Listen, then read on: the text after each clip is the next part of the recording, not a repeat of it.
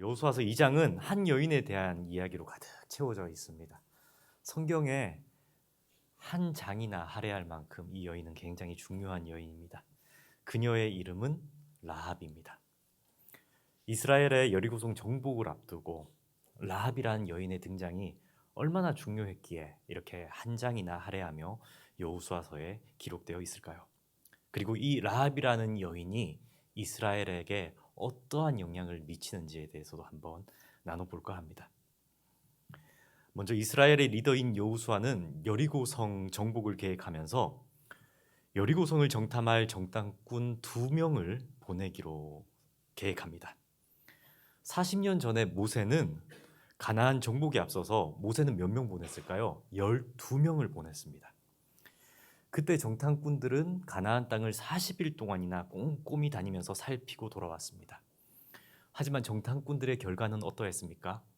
10대 2로 나눠집니다. 10명의 정탐꾼들은 가나안 땅에 가봤더니 이스라엘은 가나안 땅을 정복할 수 없습니다. 가나안에는 초롱성 같은 요새들이 많고 용감한 용맹한 군사들이 많아서 우리로서는 이길 수 없다며 좌절의 말을 했습니다. 하지만 여호수아와 갈렙 12명 중에 단 2명 소수축에 속한 이 여호수아는 믿음으로 이미 그때에도 40년 전에도 우리는 저 땅을 차지할 수 있다고 말하던 인물입니다. 그러니 이제 리더가 된 여호수아가 정탐꾼을 보낸다는 것은 저 가나안 땅 여리고성으로 우리가 가야 하느냐 말아야 하느냐 그걸 알아보기 위해서 정탐꾼을 보내는 것은 아닙니다. 그리고 2명만 보냅니다. 12명이 아니라 2명만. 그건 무엇을 의미하는 걸까요? 그러면 여호수아가 보낸 이 정탐꾼들은 무엇을 위해 임무를 띠고 그곳에 가는 걸까요? 이번 이 정탐꾼들의 임무는 여리고성을 정복하기 전에 더 철저히 준비하기 위해서 가는 겁니다.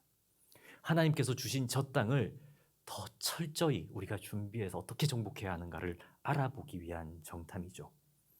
적국의 분위기를 한번 살펴보고 그들이 어떻게 침략에 대비하고 있는가, 저들의 분위기는 어떠한가에 대해서만 알아보려고 하는 겁니다.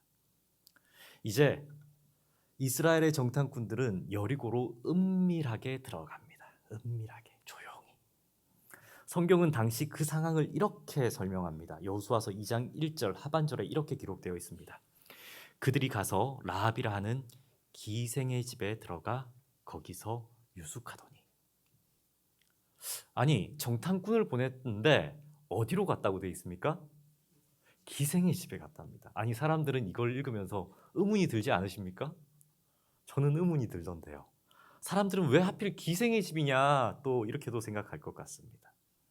정탐꾼들이 음란한 곳으로 간 것 아니냐는 의문을 제기할 수도 있습니다. 기생집이라고 하면 지금도 그렇지만 과거에도 인식이 좋지 않은 장소입니다. 음란하고 문란한, 어쩌면 인간의 존엄을 상실한 매춘부가 있는 곳. 인간의 욕망, 가장 기본적인 저질스러운 욕망이 도사리고 유혹이 가득한 곳이라고 우리는 생각합니다. 하지만 이때 당시 성경의 배경을 이렇게 연구해 보면요, 정탐꾼들은 당시 눈에 띄지 않기 위해서 이방인들이 쉽게 유숙하고 또 거할 수 있는 곳, 숙박할 수 있는 곳을 찾아 들어간 겁니다. 당시 매춘부의 집은 유숙의 일도 겸하고 있었기 때문입니다. 또 그 매춘의 장소가 은밀하지 않습니까? 그 은밀함의 특성상 이방인들이 왔다 가도 쉽게 발각되지 않으리라는 정탐꾼들의 최선의 노력의 장소가 바로 그곳이었던 겁니다. 성경은 여기서부터 이 여호수아서의 이야기의 주인공을 잠깐 여호수아에서 라합이라는 여인으로 바꾸어서 이야기를 진행해 나갑니다. 먼저 라합에 대해서 함께 알아보려고 합니다. 지금이나 그 당시에도 경멸받는 일을 하는 여인. 왜 이런 여인을 성경은 주목할까요? 정탐꾼이 여리고성을 들어설 당시 여리고성 내에는 이미 소문이 돌고 있었습니다. 하나님을 믿는 부족이 있는데 그 부족의 이름은 이스라엘인데 이스라엘이 이제 곧 여리고를 침략해 들어올 것이라는 소문이 돌고 있었습니다. 그리고 한 가지 소문이 더 돌았는데 이스라엘 군대는 이미 요단 동편 아모리 족속의 왕인 시혼과 옥을 무너뜨렸을 만큼 강하다는 소문도 그들은 들었습니다. 그런데 이스라엘이 왜 강한가? 왜 강한가 이렇게 했을 때 그들의 신은 하나님인데 그 하나님은 출애굽 당시에도 홍해를 가르는 기적, 자연의 법칙을 무시하고 홍해를 가르는 기적까지 보여준 하나님이라서 강하다는 겁니다. 이스라엘 군대는 별것 아닐지 모르나 그들은 오합지졸일지 모르나 하나님이 함께 하시는 부대이기 때문에 그 이스라엘 군은 강하다는 얘기입니다. 하지만 이러한 소문이 돌았음에도 불구하고 여리고성의 대다수의 지도자격인 사람들, 그 사람들은 이스라엘 민족에게 항복할 생각을 하지 않았습니다. 아니요, 하나님에게 항복할 생각을 하지 않았습니다. 그들의 생각에 이스라엘 하나님이 아무리 대단하다 하더라도 여리고성, 그들이 이미 가지고 있는 여리고성은 당대 최고의 요새였기 때문입니다. 여리고성은 대략 한 2만 5천 제곱미터 정도 됩니다. 우리가 잘 아는 단위로 이렇게 생각을 해보면 7,600평 정도 되는 크기의 규모를 가진 성입니다. 당시에 큰 규모의 철옹성이라고 이렇게 불려졌는데 특이하게도 이 여리고성은 이중으로 성벽이 쌓여져 있는 성입니다. 이중으로. 성벽이 겉에도 있고 안에도 하나 더 덧대어져 있는 거죠. 어렵게 적군이 성벽 하나를 무너뜨리고 들어와도 성벽이 또 있습니다. 그러니까 철옹성이라고 여기는 거죠. 또 자연적으로 요새 중에 요새인데 절벽 위에 세워진 성입니다. 지금 성지순례 가보면 그 잔해밖에 남지 않아서 거의 여리고성의 흔적은 없습니다. 하지만 고고학적으로 그렇게 밝혀진 거죠. 절벽 위에 세워진 이중성. 그래서 이 성벽은 20m 정도 이렇게 높은 성벽이었는데요. 그냥 20m도 굉장히 높은 성벽입니다. 하지만 절벽 위에 또 20m가 세워졌기 때문에 여리고 사람들의 생각에는 이 성벽은 하나님이 아니라 그 어떤 누가 온다 하더라도 절대 무너뜨릴 수 없다라는 믿음이 있었습니다. 그랬기에 그들은 하나님의 군대가 온다는 소문, 하나님이 우리를 징벌한다는 얘기를 들어도 항복할 생각은 전혀 하지 않습니다. 만약 여기 모인 성도님들이 여리고성의 사람들이라면 어떻게 하시겠습니까? 또 어떤 생각이 드십니까? 하나님을 대적하여 우리가 가진 것으로 하나님을 이길 수 있다. 하나님은 아무리 하나님이라도 우리를 이길 수 없어. 이렇게 생각이 되십니까? 아니면 하나님이 하시고자 하시면 그 어떤 것도 하나님을 이길 수 없지. 이렇게 여기시는 분들입니까? 성경 말씀을 보면 하나님께서는 이미 세상의 종말을 말씀하셨습니다. 우리가 사는 이 땅은 유한하며 그 시한이 언제인지 말씀하시진 않았지만 이 땅의 종말이 반드시 올 것이라고 말씀하셨습니다. 종말의 징후로 세상에는 이상기후가 발생할 것이고 생태계가 파괴될 것이고 전쟁의 빈도가 늘어날 것이다라고도 예언하셨습니다. 그 예언처럼 점점 그러한 예언은 현실이 되어서 우리를 찾아오고 있습니다. 여러분들은 그런데 하나님이 곧 오실 거라는 것에 대해서 믿고 계십니까? 하나님을 믿지 않는 사람들은 이러한 이상징후나 전쟁에 대해서 불안해하지만 이렇게 생각하죠. 과학의 발달로 그걸 극복할 수 있을 것이고 인간이 약속한 세계 평화 조약, 그 조약을 지킴으로써 세계 평화는 이루어질 것이고 그리고 유엔 평화군이 도달하면 그 전쟁은 다 그치게 될 것이다라고 생각하기도 합니다. 그러나 근래에 일어나는 전쟁과 기후의 변화들을 생각해 보십시오. 어디 인간이 감히 그것을 막을 수 있습니까? 심지어 하나님을 믿는 어떠한 이들조차도 세상적 낙관론의 편에 서서 하나님이 도적같이 오심에 대해서 안일하게 여기고 있지는 않습니까? 하나님이 오시면 오시겠지만 내 때는 오시지 않을 거라는, 내 생명이 다하는 날까지는 오지 않을 거라는 그러한 착각 속에 하나님의 오심에 대해서는 준비하지 않고 살아가고 있지는 않으십니까? 왜 우리들은 쉽게 하나님의 종말을 알면서도 이렇게 살아갈까요? 내가 소유가 좀 넉넉하게 있고 또 지금 건강하고 또 전화만 하면 나를 도와줄 인맥들이 펼쳐져 있고 의지할 만한 것들이 하나님보다 더 크게 보이기 때문은 아닙니까? 여리고성의 분위기도 마찬가지였습니다. 인간의 눈에 보이는 능력은 눈에 보이지 않는 하나님을 이길 수 있다고 그들은 확신했습니다. 여리고성의 사람들은 생각했을 겁니다.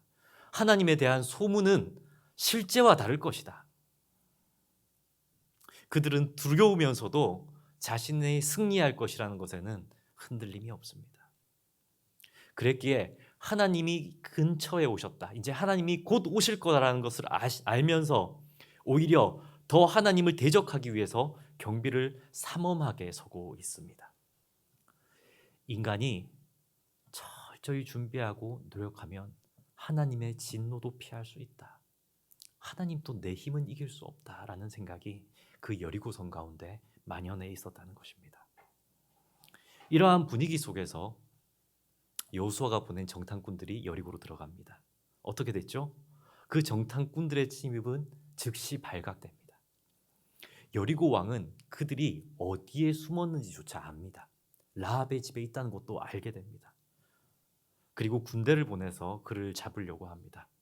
이제 군인들은 라합을 찾아와 정탐꾼들을 내놓으라고, 우리가 다 알고 왔으니까 그들을 내놓으라고 협박합니다. 이때 이 라합은 어떻게 행동할까요? 군대로부터 정탐꾼들을 숨겨줍니다. 그리고 들키면 자신이 죽을지도 모르는 반역죄를 지어가면서 죽음을 각오하면서까지 정탐꾼들이 도망칠 수 있도록 그 길을 만듭니다. 이 라합이란 여인은 이스라엘 사람입니까? 이전부터 하나님을 잘 믿던 사람입니까? 아니요, 그렇지 않습니다. 이방인입니다. 하나님에 대한 소문을 이제 들었을 뿐입니다. 그런데 그녀는 왜 반역죄를 저지르면서까지 이렇게 했을까요?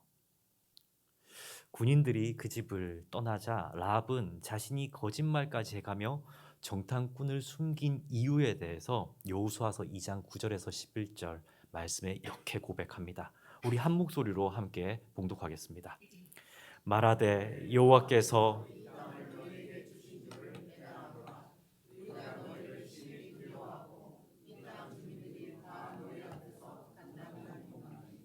이는 너희가 애굽에서 나올 때에 여호와께서 너희 앞에서 홍해물을 마르게 하신 일과 너희가 요단 저쪽에 있는 아모리 사람의 두 왕 시온과 옥에게 행하신 일 곧 그들을 전멸시킨 일을 우리가 들었음이니라. 우리가 듣자 마음이 녹았고 너희로 말미암아 사람이 정신을 잃었나니 너희의 하나님 여호와는 위로는 하늘에서도 아래로는 땅에서도 하나님이시니라. 아멘. 라합이란 여인, 이 라합이란 여인은 어떤 여인입니까? 천하디 천한 기생의 신분입니다. 학식이 있을 리도 만무합니다. 도저히 가난의 늪에서 헤어나오지 못하는, 어쩌면 부모 때부터 구조적인 가난에 갇힌 신세이기에 심지어 자신의 몸을 팔아 생계를 유지해야 하는 참혹한 일상 속에 있는 여인입니다. 하지만 이 라합에게는 분별하는 지혜가 있었던 겁니다. 그 지혜는 하나님을 참되게 바라보는 지혜입니다. 여호와께서 가까이 오신다는 소문을 듣고 시기를 분별하고 자신은 체험하고 만나진 못했으나 진짜 하나님은 이런 분이시구나라는 걸 현명하게 결정하는 판단력이 있던 여인입니다. 라합은 당시 가나안에서 섬기던 수많은 우상들이 분명히 존재한다는 것을 알고 있는 사람입니다. 그럼에도 화려한 우상이 아닌, 화려하나 거짓인 그 우상을 쫓은 것이 아닌 당신은 보지 못했으나 진정한 능력의 하나님을 믿음으로 선택했습니다. 주위의 많은 사람들이 여리고성의 위대함을 믿고 인간의 능력을 신뢰할 때 라합은 하나님의 위대함을 믿고 하나님의 진노를 두려워할 줄 알았던 여인입니다.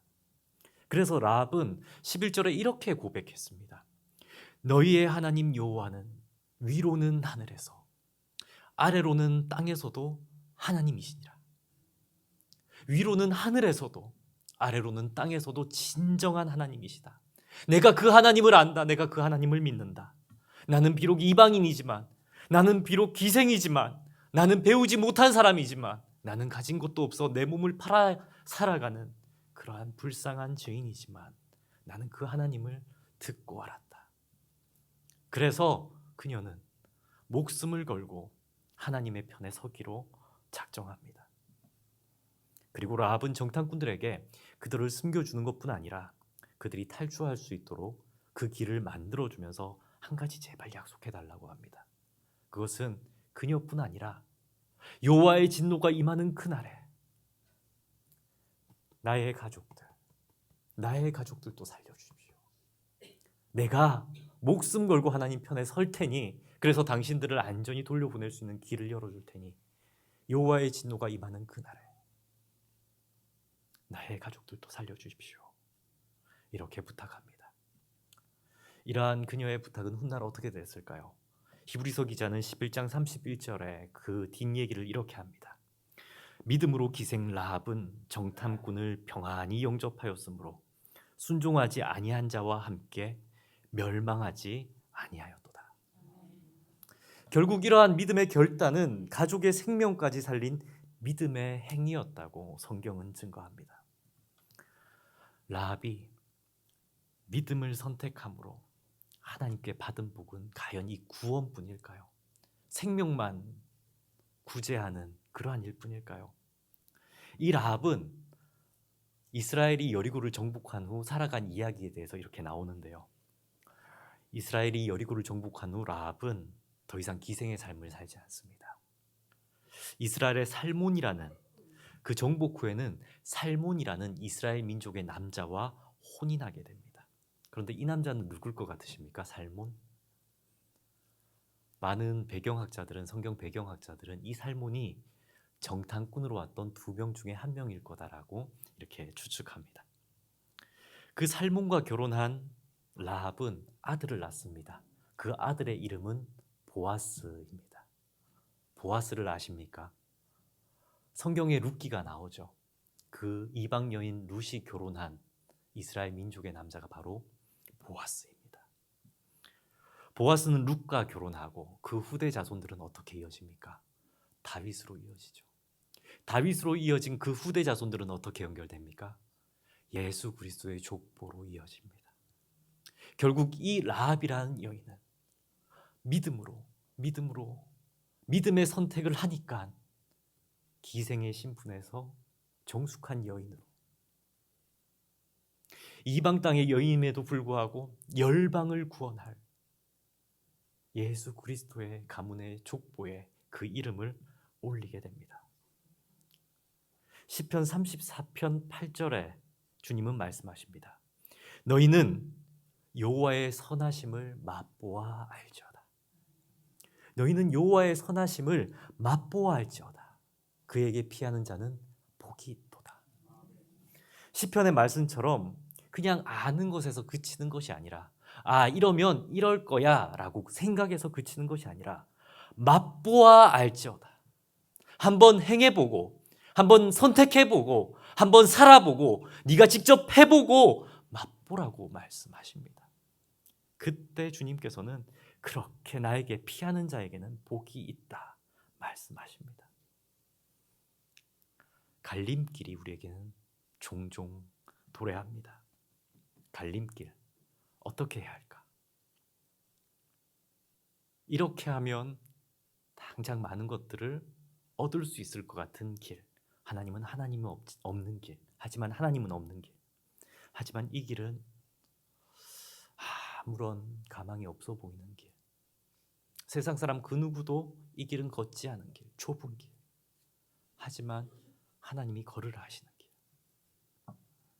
이쪽은 철옹성 같은 여리고성이 든든히 받치고 있는 길, 이곳은 하나님은 모르지만 강성한 동역자들이 많은 길, 하지만 이 길은 아무것도 없는 길. 여러분들은 이 갈림길에서 어느 길을 선택하시겠습니까?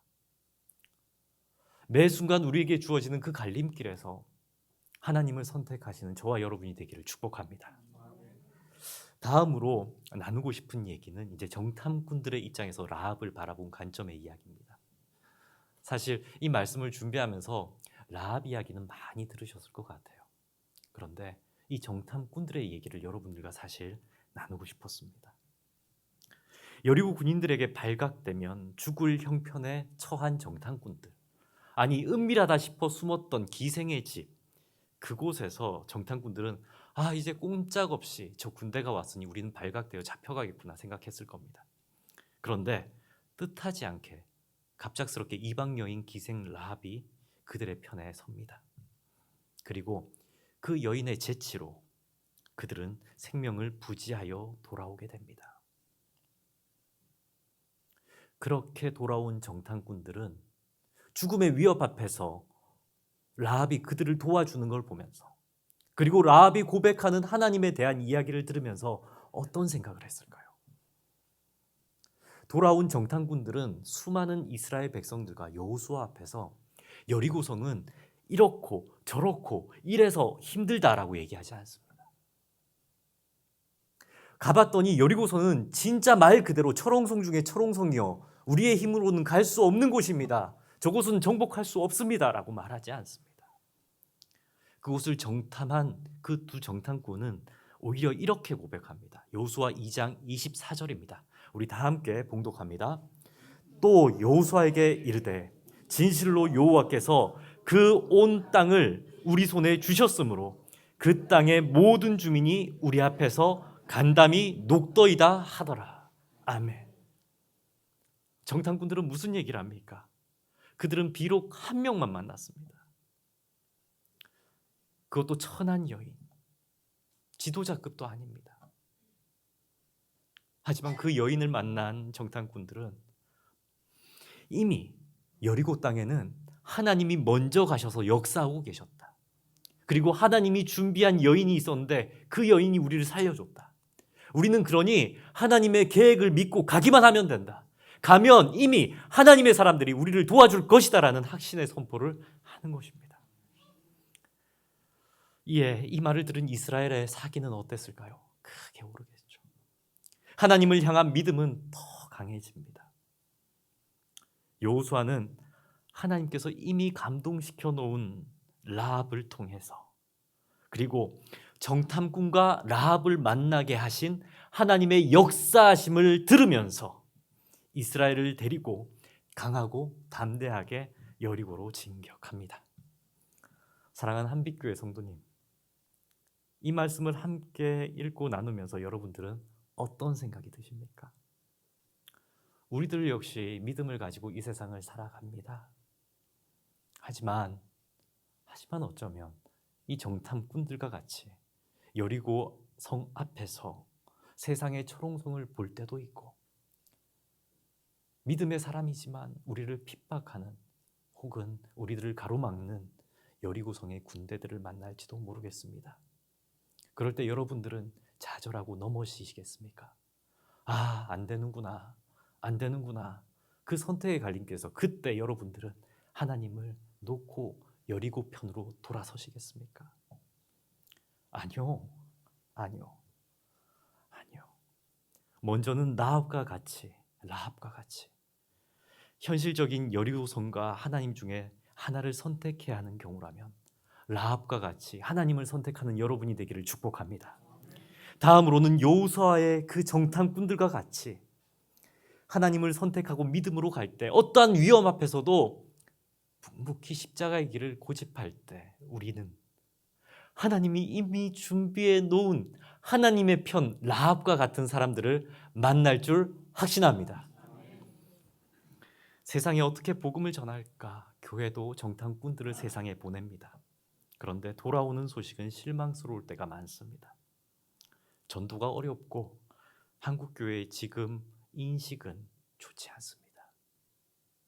교회로 오라고 해도 사람들이 이상하게 봅니다. 교회가 쇠락할 수밖에 없다는 인간적인 생각에 사로잡히고 그러한 마음이 들 때면 우리는 늘 두렵습니다. 하지만 여러분, 우리 하나님께서는요, 세상 가운데 우리는 알지 못하지만 라합과 같은 사람들을 이미 예비시켜 놓았음을 우리는 볼 줄 알아야 합니다.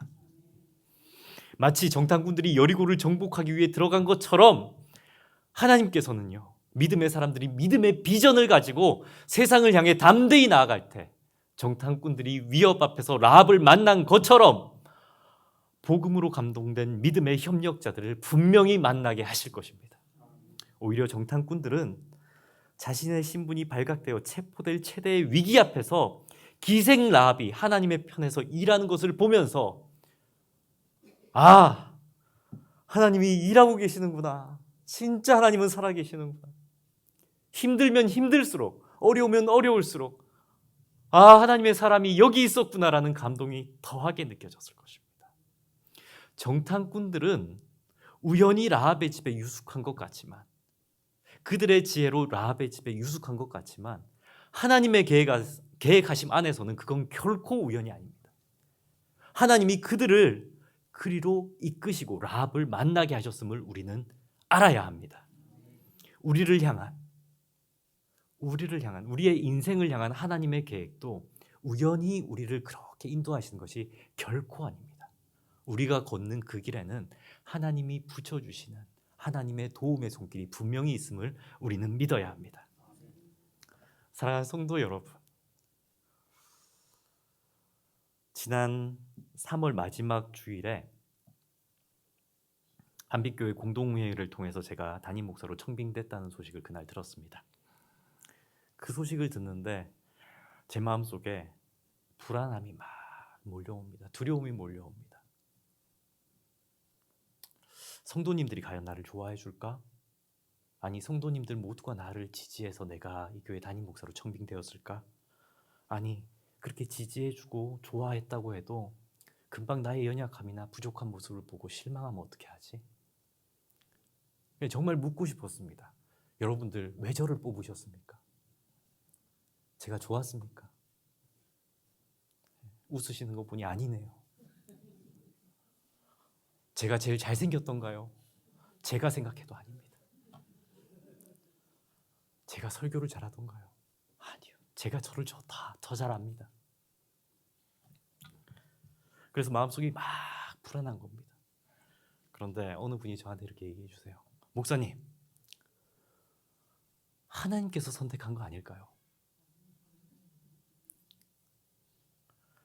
하나님이 좋아하셔서 하나님이 마음에 들어서 한빛교회 담임 목사로 불러주신 거 아닐까요? 그러면 앞으로도 하나님 마음에 들게 그렇게 목사답게 살면 되지, 뭘 그렇게 사람들 눈치를 보고 걱정하고 불안해하세요?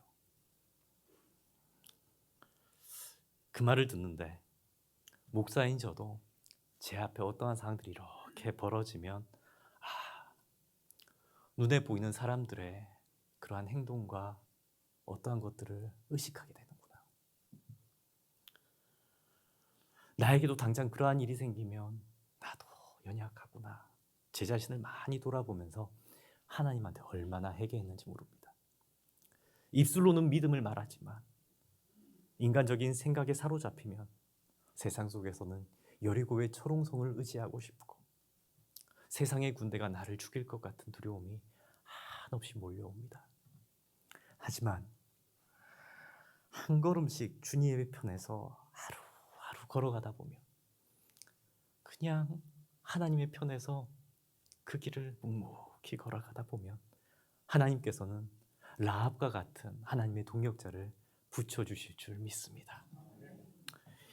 여기 계신 여러분들 중에는 그래, 라합과 같이 한번 결단해 보겠다라는 분들이 계시길 원합니다.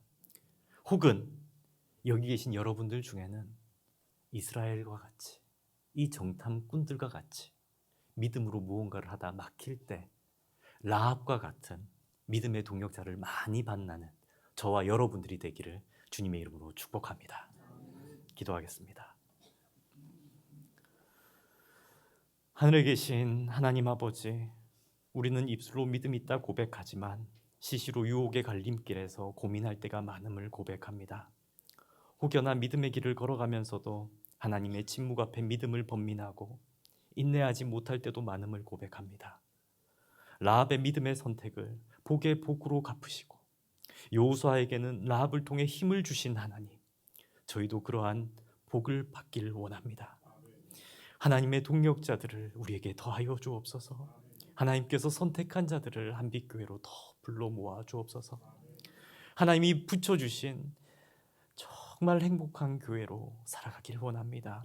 이제껏 교회를 지켜주신 주님, 여기 모인 모든 성도들이 주님 안에서 이러한 복을 받고 살아가게 하옵소서. 이 모든 간구 우리 주 예수 그리스도의 이름으로 기도드립니다. 아멘.